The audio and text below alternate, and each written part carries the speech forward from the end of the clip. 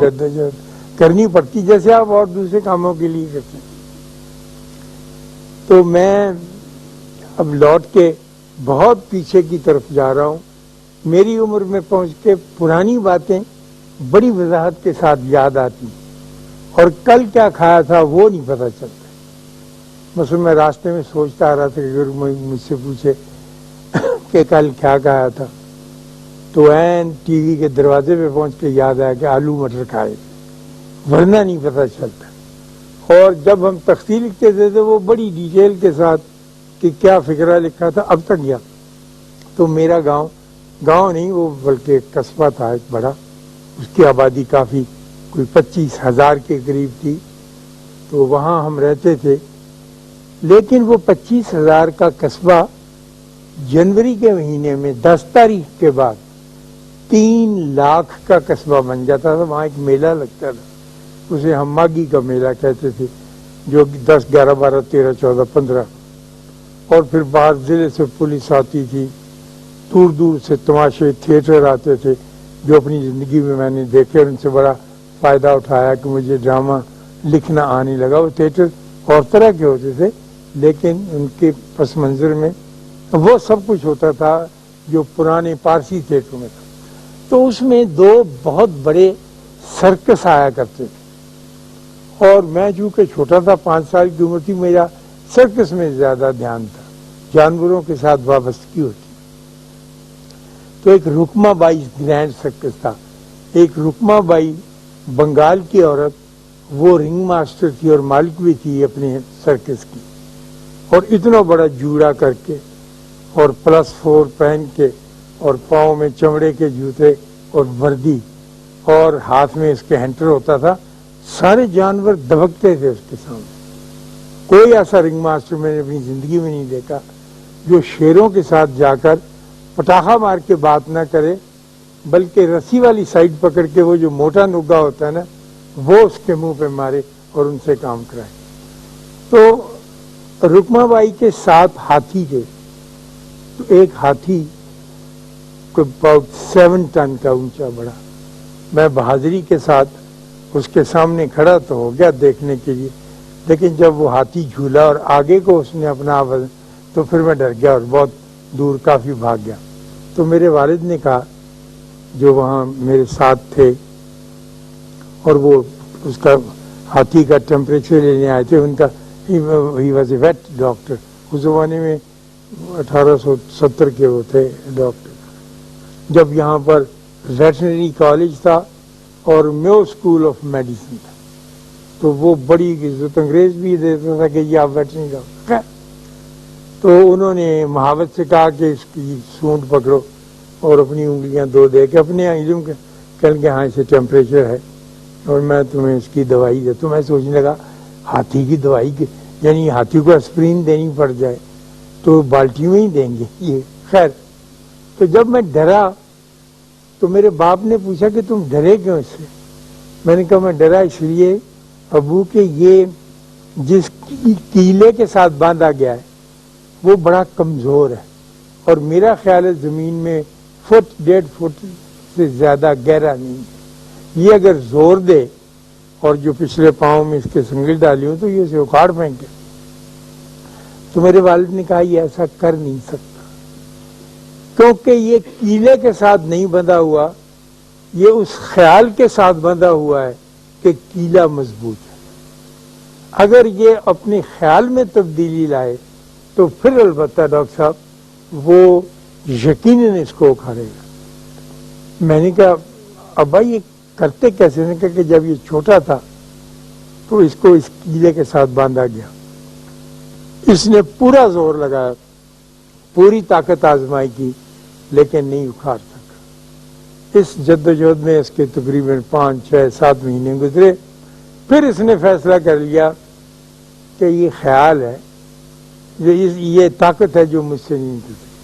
تو اگر اس 7 ٹن کے ہاتھی میں یہ خیال پیدا ہو جائے کہ نہیں میں اس سے زیادہ طاقتور ہوں تو یقین اکھاڑ لے گا، لیکن نکل نہیں سکے. وہ تو بات جب کی تھی. اب اتنا عرصہ گزر جانے کے بعد، میں اپنی زندگی کے مشاہدات کے بعد یہ تصور میرے ذہن میں ابھرنے لگا ہے کہ ہم خیال سے کتنے بندھے ہوئے ہیں اور مائنڈ میٹر کے اوپر کتنی حکمرانی کر رہا ہے. اگر مائنڈ جو ہے وہ طاقتور ہو تو آپ کا جسم جو ہے وہ آپ کی مرضی کے مطابق عمل کرنے لگے گا. لیکن آپ کہتے ہیں میں سگریٹ چھوڑ نہیں سکتا. سگریٹ چھوڑنا کوئی مشکل بات نہیں. ایک خیال نے باندھا ہوا ہے آپ کو اس بات کی. میں اپنی ایک نواسی سے کہہ رہا تھا کہ تو نہ لڑایا کر اپنی ساس نہ. کہنے کی نہیں میں ساس کے ساتھ لڑنے سے رہ نہیں سکتی. میری نانا خیال یہ ہے کہ بس یہ بڑی کمینی عورت ہے.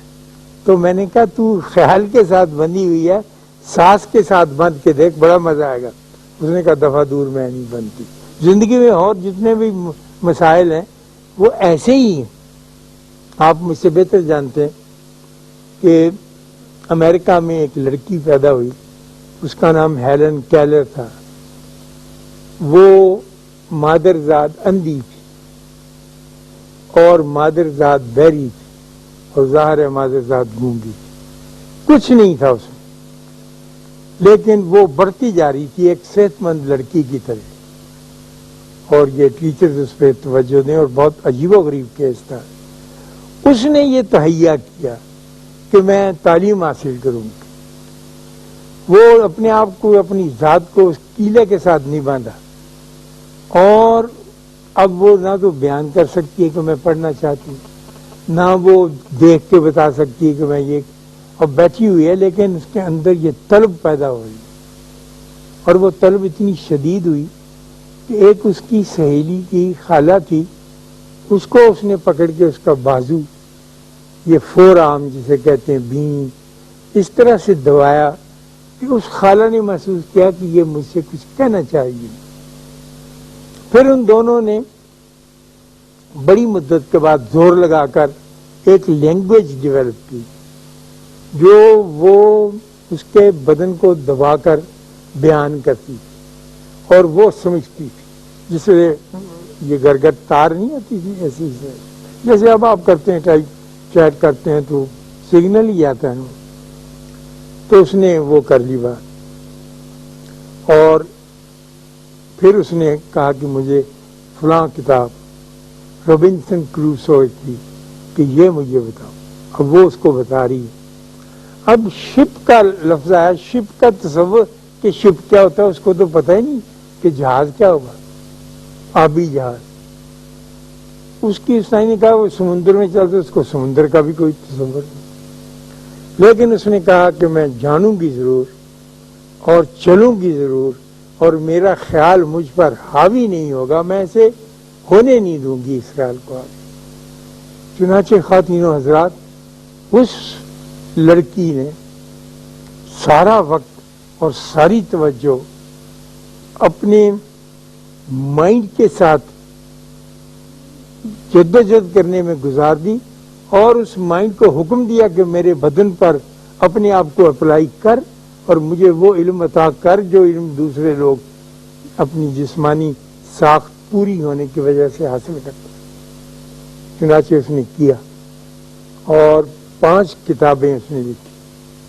وہ یہاں لاہور بھی تشریف آئی تھی پاکستان بننے کے بعد, اور ہم بڑی عقیدت کے ساتھ اسے ملنے گئے تھے, اور کھٹ کھٹ کر جواب بول نہیں سکتی تھی, لیکن بعد اس نے پکڑا دو, اور بہت سی خواتین ٹرین کرنی تھی, ٹیچرز جن کے ساتھ وہ بات کرتے. وہ اپنی آٹو بایوگرافی میں ایک مولانا صاحب کمال کی بات لکھتی ہے کہ دیکھو میں بہت خوش ہوں کہ میرے خدا نے میرے اوپر بڑا کرم کیا ہے. اگر یہ ساری چیزیں, یہ ساری نعمتیں, اندھے ہونا, بہرے ہونا اور گونگے ہونا مجھے نہ ملی ہوتی تو میں دنیا کی ایک نامور عورت نہ ہوتی, بلکہ ایک معمولی سی گھر گرہستی عورت ہوتی. تو اللہ کی نعمت کے کیا کیا روپ ہیں اس کا اندازہ نہیں لگایا جا سکتا. اور شاباش ہے اس بیوی کے جس نے اسے نعمت کہہ کے پکارا اور کہا کہ جو مجھے اللہ نے عطا کیا ہے وہ میں اس کو مانتی ہوں اور تسلیم کرتی ہوں. تو جب آپ کو خیال پکڑ لیتا ہے اور آپ اس کے تابع ہو جاتے ہیں, کبھی کبھی میں جو اکثر کیا کرتا ہوں کہ بیٹھ کر جب وقت ملے تو ضرور غور کیا کیجئے کہ آیا مجھ کو کسی کیلے نے یا سنگل نے پکڑا ہوا ہے یا کسی خیال نے پکڑا ہوا ہے. جب یہ بات آپ کی ذہن میں آ جائے گی آپ بڑی آسانی سے اپنا مسئلہ خود حل کر لیں. اب میں آپ کو میرے ذہن میں ابھی آئی ڈاکٹر صاحب کو دیکھ کے یہاں تو یہ بتائیں کہ خیال کی طاقت کتنی بڑی طاقت